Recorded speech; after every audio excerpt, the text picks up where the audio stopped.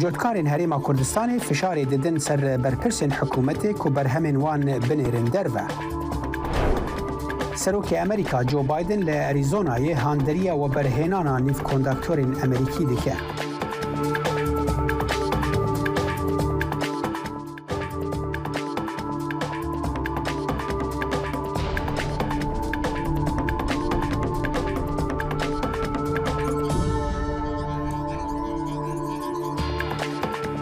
جه دنگی امریکا سلاوورزن افکار من داخل شمو من صالح دمیجر بو بینر هجا دمجمیر هفته بیانیه واشنطن پایتختم خلک کنویا برنامه کرد کانکشن جورا پیشکش دکن. سلاورز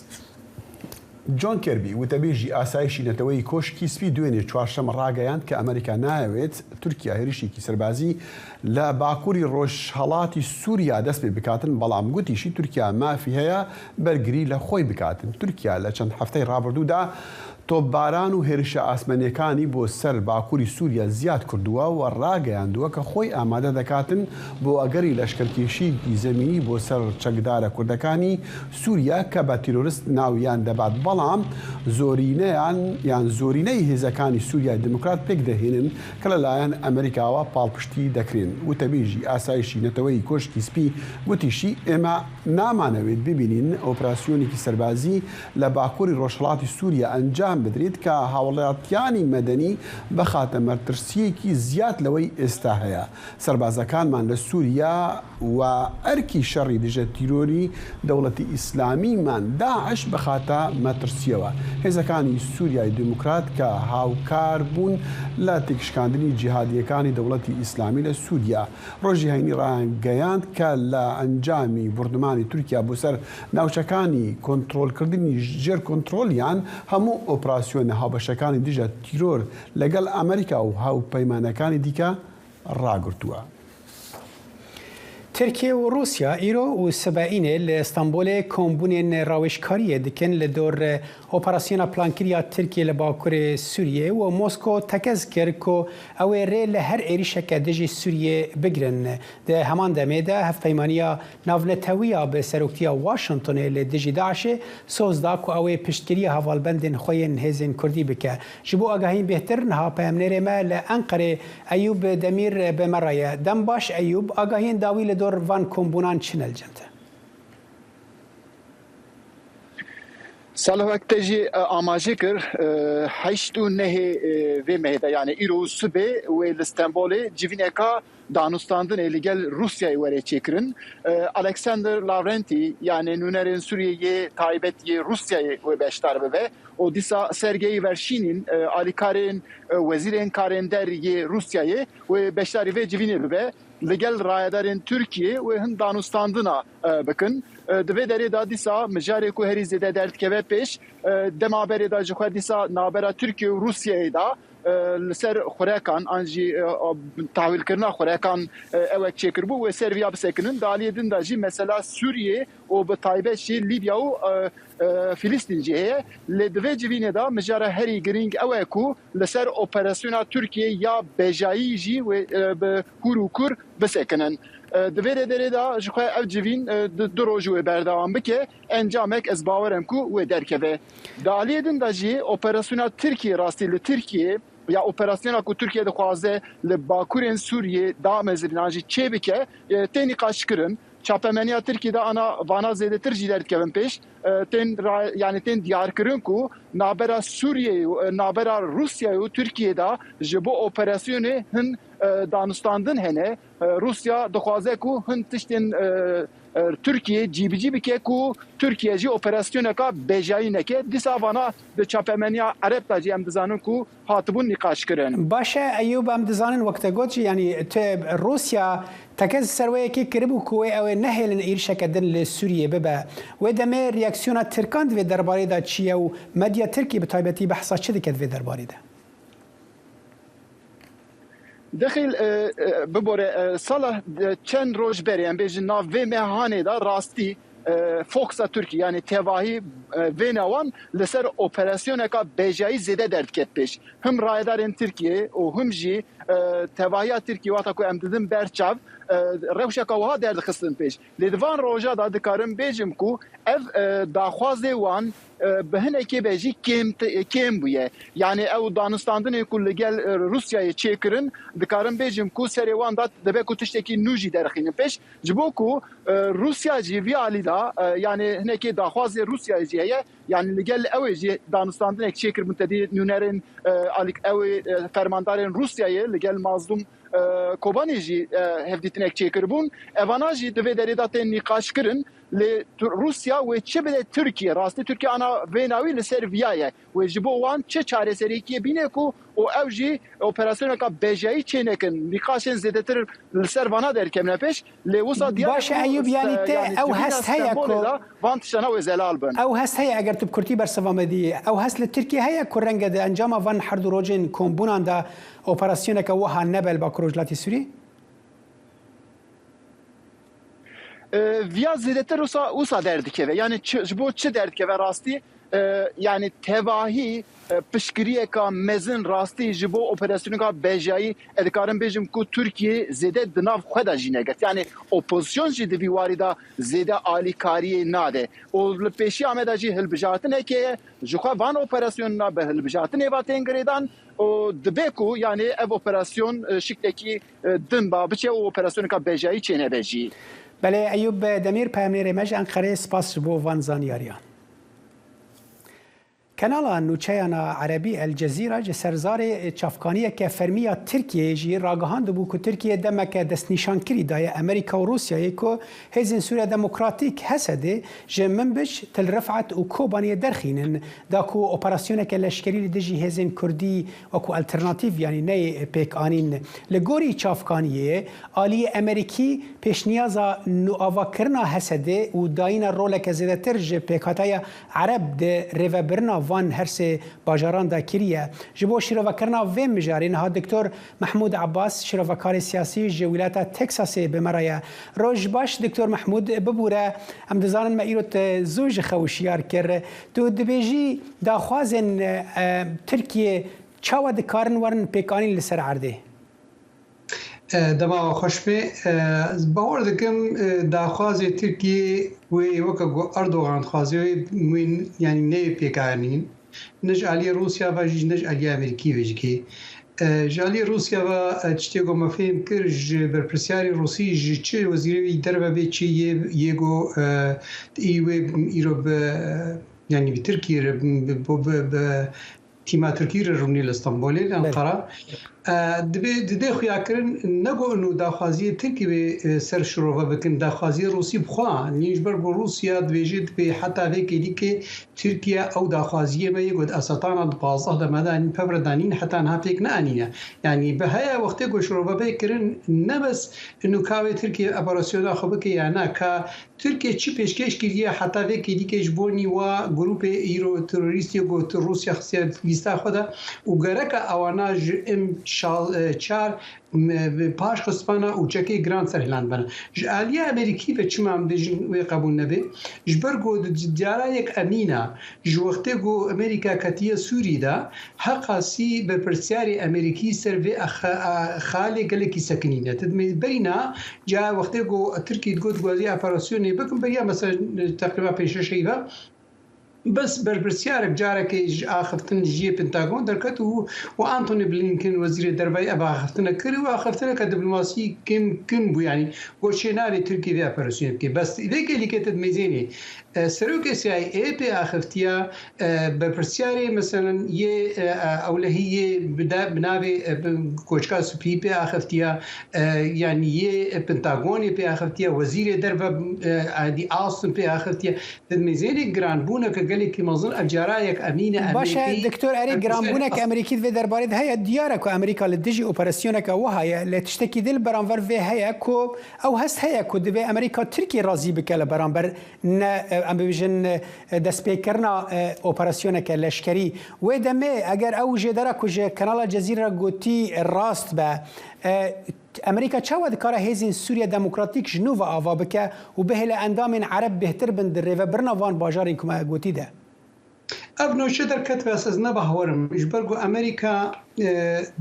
دب تجربه ناب به اخفتنی هيا و هكا ببيرامه بريا 2014 هنگی از وزیر برافانی امریکی بخوا به پرسیاری بری گفت به وزیر برافانی هنگی جاره که هنک گروپ عرب پرورده کردن یا اپوزیسیون سوری لترکیه و گروپ نولوژ که الاردن یعنی پرورده کردن و حتی وی که وی دمی تقریبا 9 میلیارد دلار جواره یعنی بشدانی بون جبونی گروپ که اپوزیسیون گلی که گرینگ درخن دادج داعش کار بکه و دج و نصراجی که کار بکه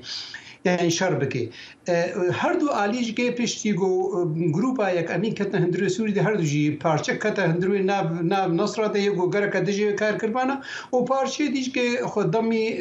کتن ناب داعش ده یکو گره کده جی داعش را دمه که گو قصدی امریکیارا یعنی بفن نفن یا یک امین گو بهتر راستی کار کر و شر و قلک يعني وقتی تضحیه دان جبونی گو وی شری هذا که حتی برسیارک امریکی ده ادبی بهار دکم بیش دبیجه دبي نج قصد معنا و يعني في جان فدايه قدانا ابي في 6 صالي داويدا دجي داعش والا الجيش الامريكي بخو او يعني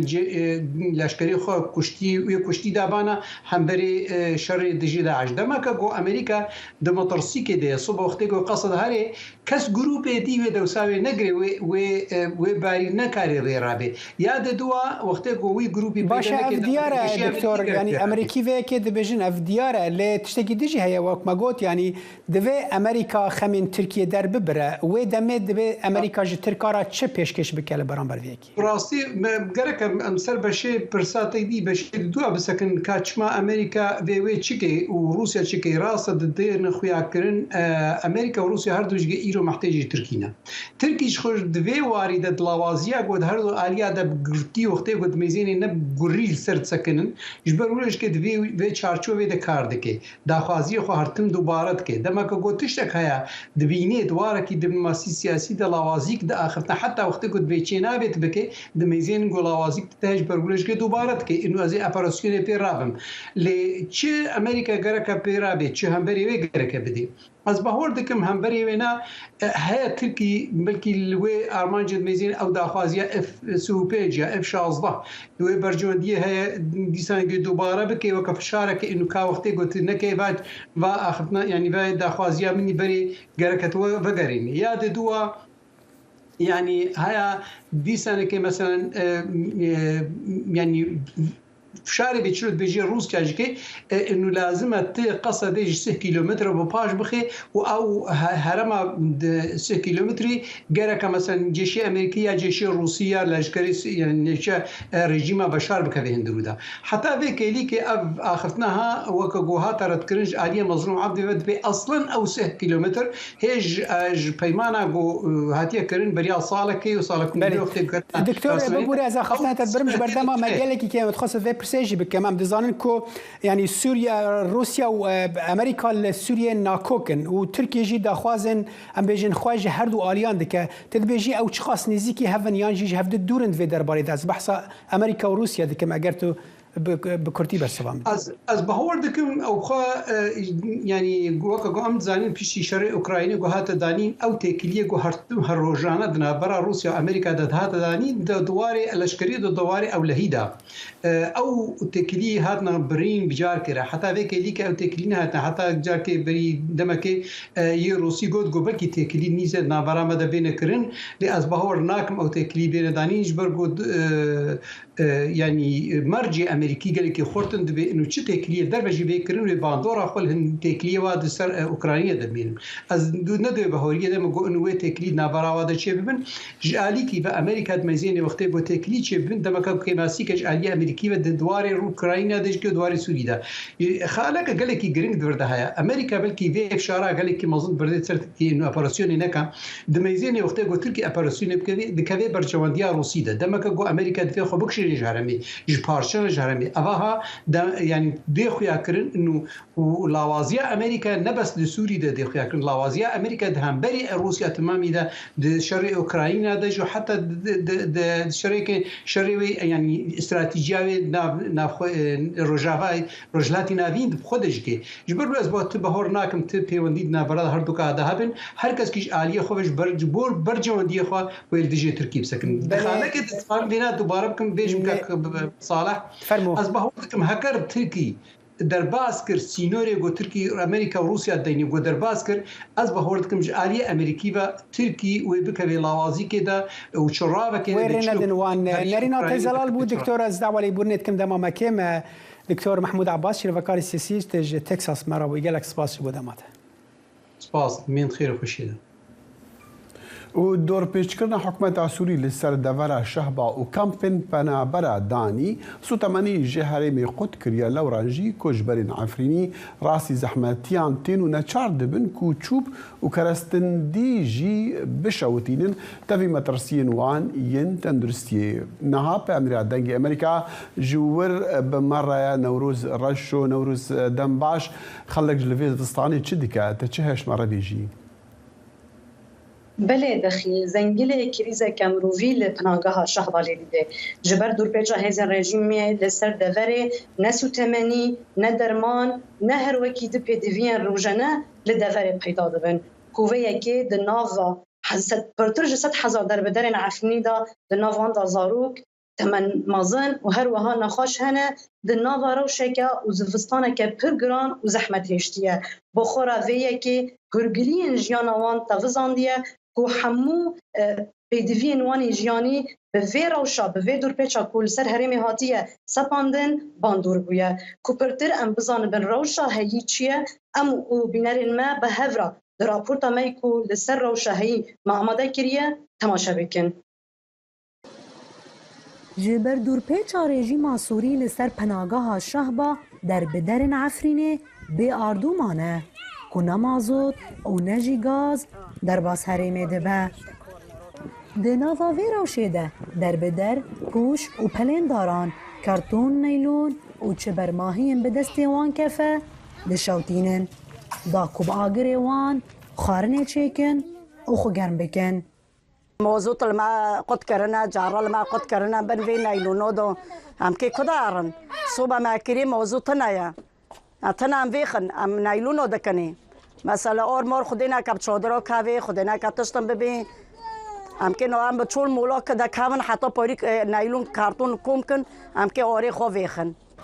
هر چقاس کوشاوتاندن وان برماهیان و کارآنی نوان دگرم کرنه ده ده ناوا کامپ و چادران ده مترسیدار به لی در به در بیچارانه هر وها مترسینه تنی او کو آگر به در دوران کفه لی دومانا وی آگری ده به سدما پرسکریکن تندرستیه جی دوی قرطای دفاترسم هذا كافم هندو جوني سقل مش بين أفاتي مقطبة هذا كافم جي جيراني بدور مجور في خصنا إيه هاي بالنيلون إيه هاي بكرتون إيه هاي عم صب الشاكولو يا حرام بتنوك إيه في دخنا بدوك كداره شهود جام جي كلا كافنا جم ببيني هافيوني مترك تنايا هم قد بعد بوزي هافدونا هذا كافم نوبي هذا كافم هندور نوبي هیجایی گوتنی کو رژیم سوری جدو مهانو ورفه دور پیچال سر هریما شهبا گرانتر کریه کو بهاتن از وستانه را مازوت لمالباتین در بدر نهاتیه بلاف کرن هر وها تیزانین کو پرتر جسد حزار در بدرن عفرینی لپینج کامپ و چل گندن هریم دمینن کجبر نبونا سو تمنیه حمو تفگر آبوری توزیه لوما زور و زحمتین جیانی زیده بونه 4 روزنه من والدت امپیرا مگشتی دانه سکناندن جبرگو مازوت حیانه نهاتیه و در ویجی تشتهری مهم آف جی ایدی قدبه جبرگو مازوت تانکرا نمانه آرد بسینور بیه هر تشتنها فرنین لفرد شغلن او جی دمترسینه دانه امکان واد روزنا بسکن او جی او ندومان صوبا و بخارایه لیمجو موران از وستانه کو بسر چادرین کامپا در بدرن عفرینی ده گرتیه در بدرن کو جنیزی 5 سالان ده جوهوار خمانه ایرو لهمبر سرمای از وستانه بی آردونه لبردێلێکی دیگەرن کو پێ دەبارە گەرمکردن و بەژاندنێ بکەن.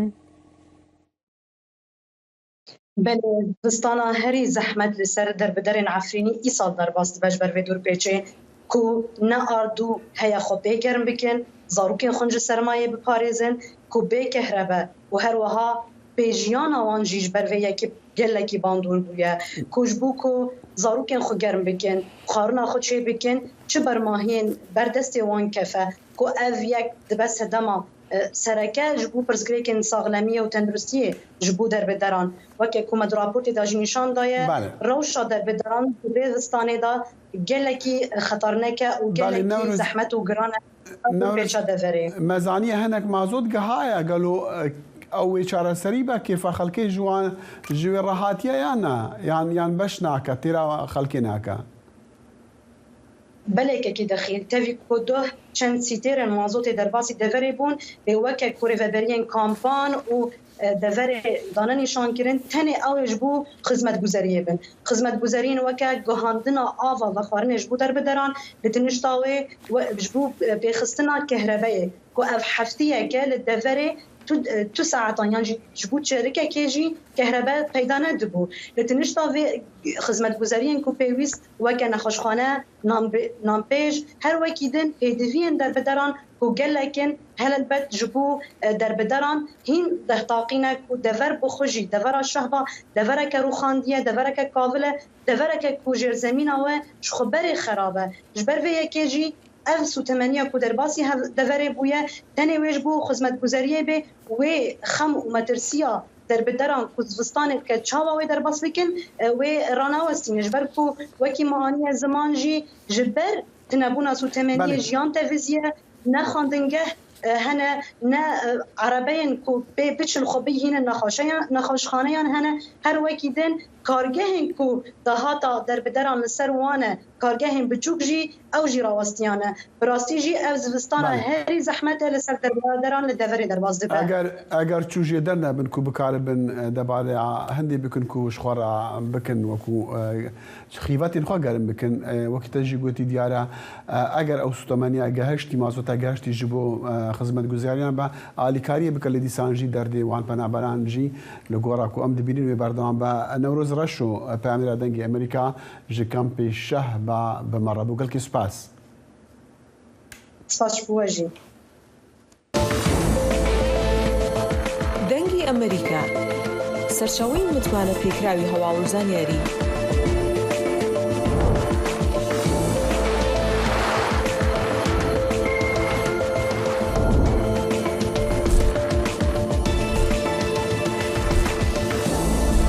لە ماڵپەڕ و تۆڕە کۆمەڵایەتیەکانی دەنگی ئەمریکاوە ئاگاداری هەواڵ و گۆڕانکاریەکانی جیهان بە.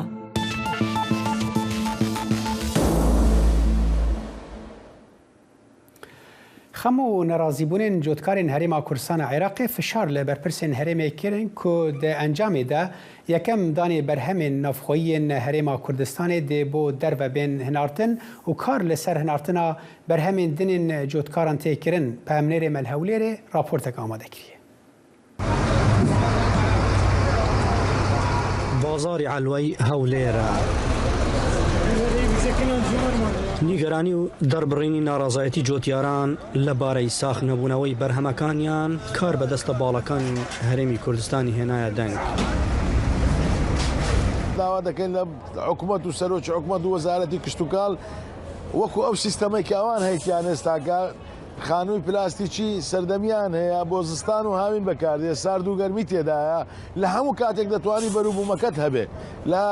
هەر 12 مانگ دەتوانێت و بەروبوومی تازە دەبێ بەس تا ئێستا و سیستەمە نهاتووە بۆ لایەمە بەس لە کاتی هاوینان هەیەمان لە زستانان بەروبوونمان نییە گە هەشمان بێ زۆر کەمە. یەکەم جار هەرێمی کوردستان لە هەناردەکردنی هەناری نێوخۆیی دەستی پێکرد. ناڕازایەتی جۆتیار و کاسبکارانی علوای هەولێر لە هاتنە ناوەوەی بەرهەمی تورکی و ئێرانی و وڵاتانی ترە بۆ هەرێمی کوردستان. بەس دەبێت چیە لە پشتت بنگە ئەگەرتوانی بۆ نەک دەوڵەتی بۆ 5 دەوڵەتش ئەتوانێت حکوومەتی هەرێم ڕسق بنێرێ بەس بۆ شەتە پشگیری بکە پشگیری یارمەتی فەلاح بدە. نەک بۆ دەوڵەتی بۆ 5 دەوڵەتش بە گرێنتیش یارمەتی چیمیا بدا تۆمەکانی بداتێ تۆم بەسەدۆن منە مەوسومی تەماتە تۆ تەماتە بدا بۆ مەوسومی کەلەم تۆ کەلەم بدات. لێرە و لەوێ ئەوە دەبینڕا کە نیگەرانی جۆتیاران گەیشت بۆ ئەو ڕادەی لە دەستی خۆیان بەرهەمەکانیان لەناو دەبێت. ئێستا عالی عازر هەموو شتێک دێتەوە لە ئێران لە تورکیا لە هەموو لە مصر لە سووریا تەماتە دێ خیار دێ بانجان دێ بیبەر دێ کودی دێ شفتی دێ سێو دێ ئێستا ئەمە عەزمان لێ شتانە پێچەوانە بیت لە وڵاتان. لەبارەی نیگەرانیەکانی جۆتیاران و بەرهەمەکانی نێوخۆیی لە پەیامێکیدا مەسرۆر بارزانی سەرۆکی حکوومەتی هەرێمی کوردستان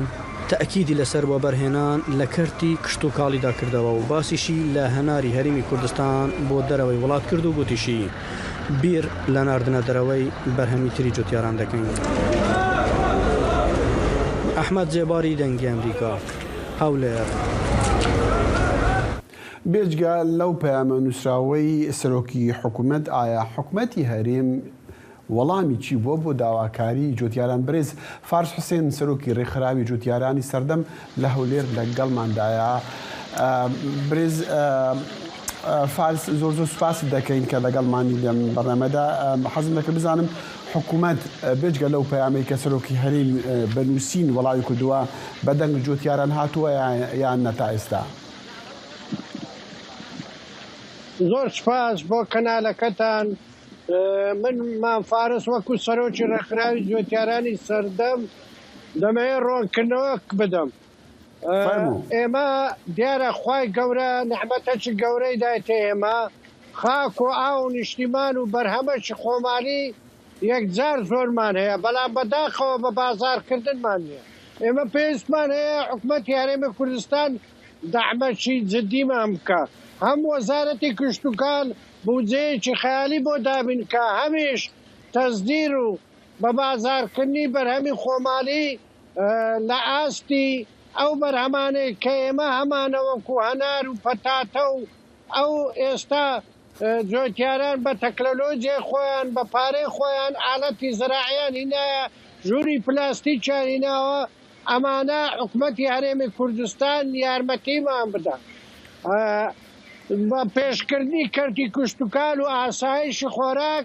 دەبێ ئەم خاڵانەی لەگەدابی. یەکەم خاڵ ئەوەیە دەبێ خاکێ بە پیتوبەرەکەتەکە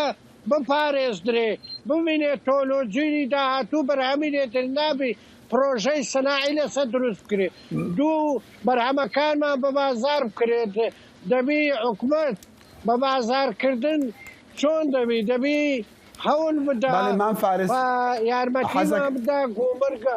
مان فارس حەزەکەم باسی ئەوە بکەم زیاتر لەگەڵ تۆ باسی ئەوە بکەم و چۆن حکوومەت دەتوانێت پشتیوانی بکە بەڵام بەویست بزانم یعنی ئەم بابەتی پێشگوێ خستنی بەرهەمی جۆتیاران تا چەندێک کاریگەری خراپ ئەگاتە سەر ژیانیان و ئابووری هەرێمیش بەگشتی. برا ئەمەیان لاوەل خاڵ باسم کرد گۆتم خوای گەورە نەحمەتێکی گەورەی دایتەمە. حکوومەت دەبی بەنداوی دروستکە حکوومەت دەبی قاکەکەی پارێزی دەبی یارمەتی جۆتیاران بدا سەمادیان بداتێ. ئێستا سەماد لە حکوومەتی عێراقی گەرمی باوەڕپێکراو دەداتە جۆتیارەکانی خۆیان بە 400,000 ئێمە بە 800,000 دەماندنێ. حکوومەت دەبی سەمادمان بداتێ دەبی کشتوکال کەرتی کشتوکال تۆژینەوەی تۆریژی کوشتکاری لۆ بکە دەبی تۆربەی لۆ بکە دەبی خاکەکەی بە جوانی لەوەی بەرهەم بەرەو بچی. بەڵام داواکاریەکان مان فارس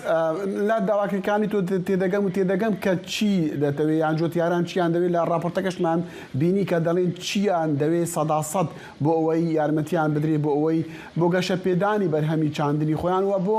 باشترکردنی ژیانی خۆیان و ئابووری هەرێم. بەڵام ئایا ئەم داواکاریانە لە حکوومەتتان کردووە چوونە لای حکوومەت وەزارەتی کشتوکاڵ ئەنجومەنی وەزیران یعنی شتێکتان کردووە یان هەرتەنها ئەم قسانە بە ڕاگەیاندن پێیان دەڵێن؟ نا ئێمە بەخۆم زۆر لە وەزارەتی کشتوکار نزیکم و راپۆرتیشم هەیە و دائما لإعلام لبروي من رخراومه بكتاب آراستان دكين ما پێویستمان بە سەمادا پێویستمان بە توربەیەک عەردەکەی پێویستمان بە دۆژینەوەیە پێویستمان بە سەدەیە پێویستمان بوومەکانمان گومرجی لێوەرنەگیرێ بەرەوەی خوارێ بچێت ئێمە دیارە ئێستا لە کوردستانی ئێمە لەوانەیە 4,000 ژووری پلاستیک هەبێ بەڵام ئەمە ناتوانین بە 6 مانگ بەرهەمی ژووری پلاستیکمان هەیە ئەمە داوا دەکەن حکومەت هەوڵ بدە ئەو ژووری پلاستیکە 12 مانگ بەرهەمی مان فارس ببوورە ئێوە ئەو داواکاریانە لە وەزارەتی کشتتوکاڵ دەکەن ئەوانە دەڵێن چی ئایا توانای ئەوەیان نییە ئەو شتانە دابین بکەن بۆ جوتیاران یان ئەڵێن چی ئەوە من لە بیدایەتی دامەزانی حکوومەتی هەرێمی کوردستان خۆتایەکی متەکامل نەبووە بتوانی کەرتی کشتتوکان لە ئەولێتی خۆی دابینی ئەو احتیمادی لەسەر نەفت کردووە بەڵام کشتتوکان خاکەکەی زۆر پیرۆزە دەبا بودجەیەکی خەیالی پارەیەکی چاک 15 وەزارەتی کشتتوکان دابین کە لۆی بتوانی ئەو کەم و کورتیانە پڕ بکاتەوە برای عەزیز من لۆ هەموو دنیای هاوارەکەم خوا ئێمە لە کوردستانی ئێمە خوا نیعمەتەکی دانێ جغرافیای ئێمە زۆر گرنگە دەمانتوانی بە ئێستا بە هەزارەها سەدە و ئاو گر بدەینەوە لە کاتی بارانەکان دەبارێت لەبەرەوەی جغرافی زۆرە زورگونا و چیا و هەمووی دەمتەسەدا حکوومەتی تا هەرێمی کوردستان نەیتوانیە 400 باش کەلۆی تووشی وشکەساری ببین بتوانین ئەو احتیاجاتەنێ جوتیار هەیتی دابین بکە ئەمە بە پارە دەکرێت بە ئەولیەتی خوتەی ئەنجومەنی وەزیران دەکرێت دەبی هەموو هەوڵێک بەداواز دەبێت ئێستا من گرنتی دەدەم بە هەموو دنیا ئەو کوردستانی ئێمە هەم ناوچیامان هەیە و هەمیش عەردی دەستاییمان هەیە کە هەموو دنیا یعنی لەوانەیە ملیارێک بەشەر بەو خاکەی بژی بەڵام حکومەت هەتا ئێستا ئەم ڕۆژانە وەزیری ڕئیسوەرە تەسریعێکی دادرێ ئێمە لەناو پاش احتیمام دەدەین مان فارس بە کورتی دەمووی وەڵام بدەیتەوە ئایا بۆ پشتگوێخستنی جۆتیاران و بەرهەمەکانیان ینی بەڕاستی بەرهەمی هاوردا کە دەبینی زۆر جار لە بازاڕەکانی کوردستان هەن باشترە لە بەرهەمی ناوخۆی هەرێم بۆیە داواکاری خەڵک زیاترە لەسەری یان هۆیەکەی چییە؟ وەڵا هۆیەکە ئەوەیە ئێمە بەڕاستی پێت برێم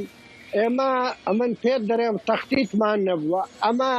4 مانگ بەرهەمی خۆماندا ئەویدی هەمووی 175 بەرهەمی دەرەچیمان نۆدێ کەس نازانی ئەکسپایرە خواردنی چۆنە بەڵام ئەو بەرهەمە پاک و پوختەی ئێمە لە هەموو دنیا نەوعی نییە لە هەموو دنیا پاکترە لەبەرەوەی خاکەکەیمە خاکەچی گەلە پیرۆزە بڕوا بکە ئێستا من چیلۆ پەتاتەچی 20 کیلۆی دەکات هەنار بڕۆنا نمونەی نییە لە هەموو دنیا من لێرە پەیامەکەم بەڕاستی عەز دەکەم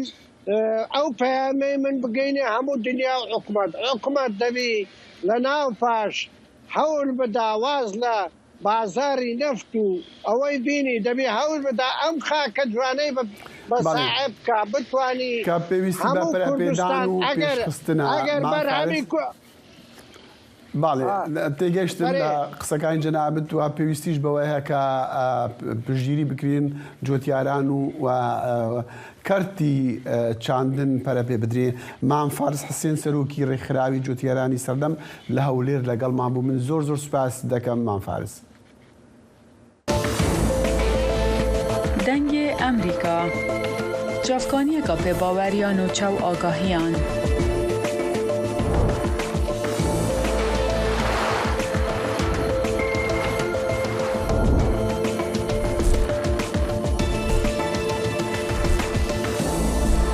برای مالپەر و پلاتفۆرمên میدیا civakîya dengê Amerîka bala xwe bidin pêzanîn û nûçeyên cîhanê.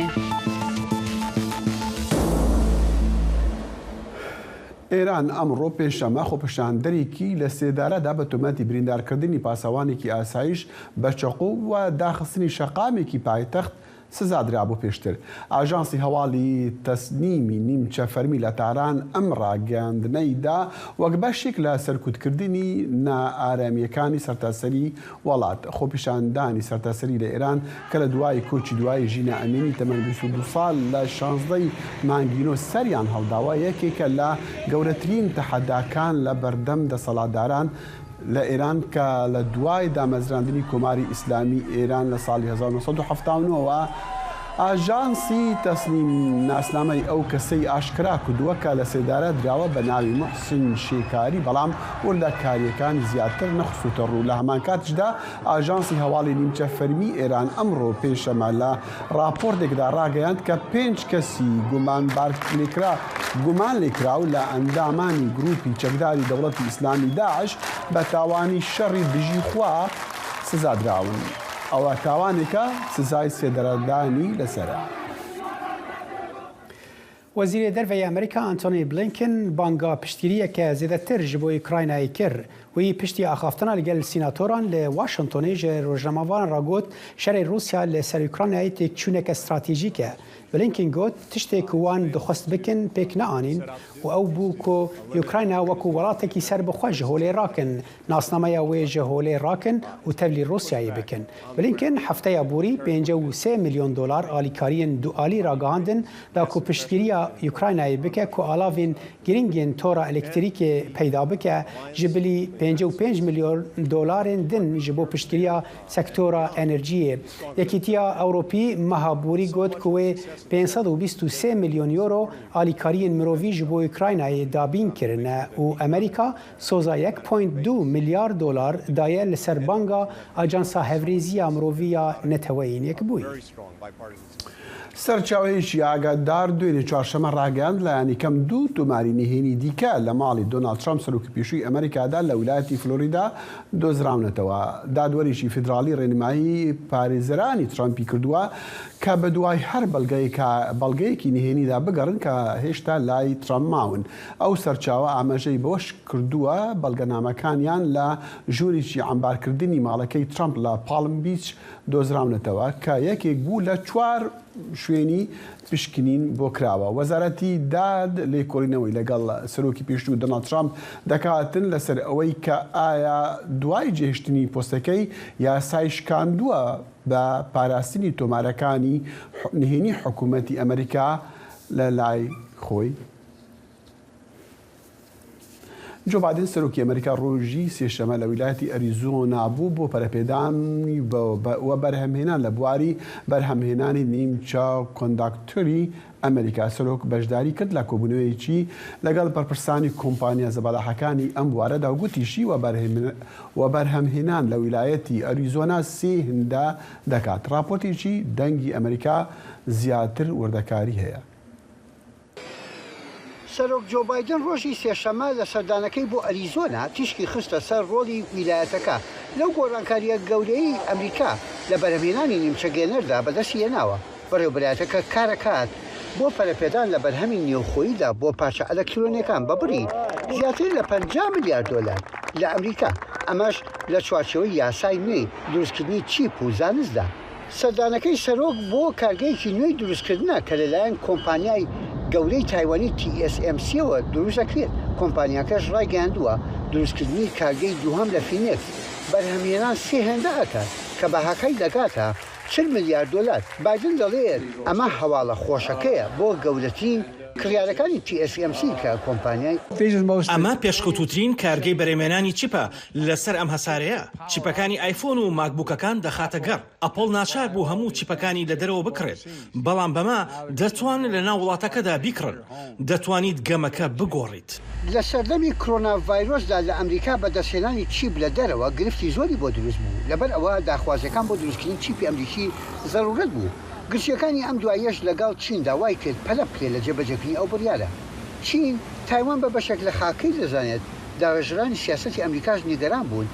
لە توانەکانی ئەمریکا بۆ وەدەستخستنی چیپی ئاشبەرز کە پێویست بوون بۆ کۆمپیوتەر و مۆبایلی زیرەک و فڕۆکەی جەنگی و ناوەندەکانی داتا لەبەر ئەوە بەڕێوەبەرەتی بایدن فشار دەکات لە پێناو بەرهەمهێنانی نوێترین نیمچە گەیەنەر لە ئەمریکادا. هاوکات کۆمپانیاکەش TSMC تایوانی ڕایگەیاند کە تازەترین تەکنۆلۆژیا بەکاردێن بۆ دروستکردن چیپ لە کارگەکانی ئەریزۆنا کە تەکنۆلۆژیای چیپ بە قەبارەی 4 نانۆمەتری بەرەو دروستکردنی چیپ بە قەبارەی 3 نانۆمەتری ئەنگاو دەنێن و بەرهەمەکەشی لە ساڵی 2026دا دەکەوێتە بەرچاو. ئەمەش وا دەکات پرۆسەسەری خێراتر دروست بکرێت بە وزەیەکی کەمتر کار بکات. ئەم کارگەی بەرهەمهێنانە پێشکەوتووەی لە پشتمانەوەیە گەواهیدەری ئەوەیە کە TSMC هەنگاوێکی گەورە دەنێ بۆ دروستکردنی کارگەیەکی چیپ لە ئەمریکادا. پێشتر کۆمپانیاکە ڕایگەیاند بوو کە 2000 کرێکار دادەمەزێنن، بەڵام ئێستا دەڵێت 4500 کەس دائەمەزێنن. یەحیا بەرزنجی دەنگی ئەمریکا بۆ راپۆرتی میشێل کۆین لە واشنگتنەوە. ێریشکردنا رووسیا لەسەر ئوکراینای دە شەباتێدا شەرێکی بەژایی مەزن ڤەگەڕاند ئەوروپایە کۆ جیهان خستە ناو سەردەمەکە نویا مەترسیدار ژێ پەفچوون و نێزیکبوونا شەرێکی ناڤۆکی ڕۆژئاوا بە پشتگیریên مەزنên çekan ji bo ئوکراینایê û cezayên tundên li ser Rûsyayê bersivda. Agahîn bêhtir di vê raportê de. ئەو لەشکرکێشیە بێپاساوی رووسیا بۆ سەر وڵاتێکی خاوەن سەروەری لە کاتێکدا ئەم شەڕی رووسیا دژی ئۆکرانیا سیستمی ئاسایشی جیهانی تێکداوە و هاوکات ناتۆ و رووسیای لە ململانەیەکی ڕاستە و خۆ نزیک کردوێتەوە. ڤلادیمیر پوتین سەرۆکی رووسیا لە 24 مانگی دوودا بە ناوی هەڵمەتێکی لەشکری تایبەت بانگەوازی بۆ ئایدۆلۆژیەکانی جەنگی جیهانی دووەم کرد. هەوڵ دەدەین بۆ داماڵینی سەربازی و داماڵینی نازیەت لە ئۆکرانیادا. رووسیا هەڕەشەی ئەوەی کرد ئەگەر ڕۆژاوا تێوەگلا لە شەڕەکەدا چەکی ئەتۆمی بەکاردەهێنێت. ناتۆ هێزی بەرگری خۆی لە ڕۆژەڵاتی ئەوروپا زیاتر کردووە، سەرەتا بە وریاییەوە مامەڵەیان دەکرد. وڵاتانی ڕۆژاوا بە سەرۆکایەتی ئەمریکا دەستیان کرد بە دابینکردنی چەکی زیاتر بۆ ئۆکرانیا، لەوانە هاوتزەر، سیستەمی موشەکی فرەوەشاندن و سیستەمی بەرگری ئاسمانی. بەڵام داواکاریەکانی ئۆکرانیا بۆ تانک و فڕۆکە جەنگیەکان بێ وەڵاممانەوە. دەبێت بە جۆرێک لە جۆرەکان لەو بیرکردنەوە دوور بکەوینەوە بۆ دابینکردنی پێویستی لەشکری بەڕادەیەک تەنها بۆ ئەوەی ئۆکراینیا شکست نێنێت، بەڵکو بۆ دابینکردنی بەڕادەیەک بۆ ئەوەی ئۆکراینیا بتوانێت شکست بە رووسیا بێنێت. هاوکارە سەربازیەکانی ڕۆژئاوا یارمەتی هێزەکانی ئۆکرانیەکدا بۆ کۆنتڕۆڵکردنەوەی شارەکانی خارکیف و خێرسۆن لەگەڵ دەستپێکردنی زستانێکی سەختدا هێرشە گەورەکان ڕێیان خۆش کردووە بۆ شەڕی خەندەق و لێدانی دوورمەودا. ئێستا رووسیا ژێرخانی وزەی ئۆکرانیا دەکاتە ئامانج. هێرشەکانی پوتین بۆ سەر ژێرخانی مەدەنی و بڕینی دابینکردنی غاز بۆ ئەوروپا و هەتا دوایی دیارە مەبەست لێی سەرکەوتنە لە ڕێگای داماڵینی ورەی ئۆکرانیا و هاوپەیمانەکانیەوە. پێم وانییە ئەمە سەرکەوتوو بێت. شۆڤەکاران دەڵێن مانگەکانی داهاتوو پابندبوونی ڕۆژاوا تاقی دەکاتەوە. دەتوانین یان ڕێگە بە ستەمکارێکی ئەتۆمی بدەین ڕێگەی خۆی بگرێتە بەر بۆ دەیان ساڵی داهاتوو لە نێو بارودۆخێکی نائاسایشدا بژین. یان دەتوانین دڵنیابین لەوەی کە پوتین لە ئۆکرانیا سەرکەوتوو نابێت و بە جۆرێک هەڵ بدەین شتێکی باشتر لەسەر بنەمایەکی زۆر دروستتر بنیاد بنینەوە. لەگەڵ بەرزبوونەوەی زیانەکانی رووسیا فشارەکان لەسەر پوتین لە زیادبووندایە. تەنانەت سادەترین شیکاری جەنگەکە لە ئیستادا پێمان دەڵێت کە نزیکەی 50,000 سەرباز لە ئۆکرانیا کوژراون. ئەمەش لە نێوان 3 بۆ 5 ئەوەندە زیاتر لەوەی لە سەردەمی خۆی یەکێتی سۆڤێت لە ئەفغانستان لە ماوەی 10 ساڵدا لە دەستیدا، واتە تەنها لە ماوەی 8 مانگدا. ناتوانم لەوە تێبگەم کە کۆمەڵگەیەک چۆن دەتوانێت بەرگەیەوە بگرێت. بەڵام ئایا وڵاتانی ڕۆژئاوا دەتوانن پاڵپشتی خۆیان بۆ ئۆکرانیا بپارێزن؟ واشنگتن پێداگیری لە سەقامگیری پشتیوانیەکانی دەکات. سەرۆک گوتی تا ئەو کاتێک کە پێویستە پشتگیری لە ئۆکراینە دەکەین و مەبەستی شێتی. دوور لە ناوچەی شەڕەکە ئەوانی دیکە کەمتر چاودێری چین و تایوان دەکەن. دەرەنجامی شەڕەکە تەنیا پەیوەندیەکانی نێوان رووسیا و ڕۆژئاوا ناخەتە سەنگی مەحەکەوە، پێدەچێت کڵێشەی سیستەمێکی نوێی جیهانی ساز بکات. ئاسۆ جەبار دەنگی ئەمریکا بۆ راپۆرتی هێنری ڕێجوێڵ. و پارچەکە غازی سپیش بووتە هیمای ناڕزایەتی بۆ زۆرێک لە خەڵک لە چەند ڕۆژی ڕابردوودا لەسەر شەقامەکانی چین و ئەمریکاش کە خۆپیشاندانیان دەکەن. ئەمە شێوەیەکە کە کەس ناتوانێت خۆپیشاندەران تۆمەندبات بکاتن. با پێکەوە ئەم راپۆرتەی دەنگی ئەمریکا ببینین. گولانên Çînê nûket bêdengin. Bêjînê dest bi sivikirina qedexeyên COVID-19 kiriye. Lê vîdyoyên vêdawiyê xwepêşandanê li nav û dervey welat nîşan didin. Dema ku xwepêşanderan kaxezên spî helgirtîne û daketîne gulanan. Şarazayê Karûbarê Çînê Pearling diyar kir. Armanca wanî serekî nerazîbûna beramberî desthilatê ye. Çalakvanê mafê mirovan Zhang Xianli dibêjî derawşeka zûrdariyê de ev wek rêyek ku xwepêşander dixwazin tiştekî bêjin lê neşên bêjin. Dibin fişar û metrisiya siyasiya zêde da mirov peyvan nabêjin. Li ew yek û du têdgehin. Dema ku kesên dê li kulanan dibînin bi tenê bi dîtina wan ew dizanin ku ew divê çi bêjin. Li hevkirineka wisa û hêz jî çê dibe. Ne pêkane ku dibin fişar û siyasiya zêde da xelk serbest biaxive. Lê kahazeka spî her tiştî eşkere dike û gelek zû belav dibe bê metirsî û pevçûn. Xwepêşandanên vêdawiyê li Çînê çalakiyeka herî mezne bi dehan salan el dijî hikûmetê. Nerazîbûnên bi mehan el ser siyasetên zîroyên COVID-19 yên ku bûyne egerê qedexeyan bû demên dirêj. Xwepêşandanan dest pê kir piştî ku agir bi avahiyekî li herêma jiyan ketî ku xelkê wêrê dibêjin ji ber qedexeyên COVID-19 ew avahî hatibû girtin û çend xelek têve mabûn. Welatî li seranserî welat da ketîne gulanan û kaxezê spî helgirtîne. Ew bi taybetî coreyekî vegotinê ye gothêle xwendevan bigihîje wateyê û ew berevaniye ji ber ku ger polîsê bêje hê te çi got min tiştek negotiye got tu dikarî min ji ber bigire. Piştî xwepêşandanan Çînê sivekirina qedexeyan ragehand.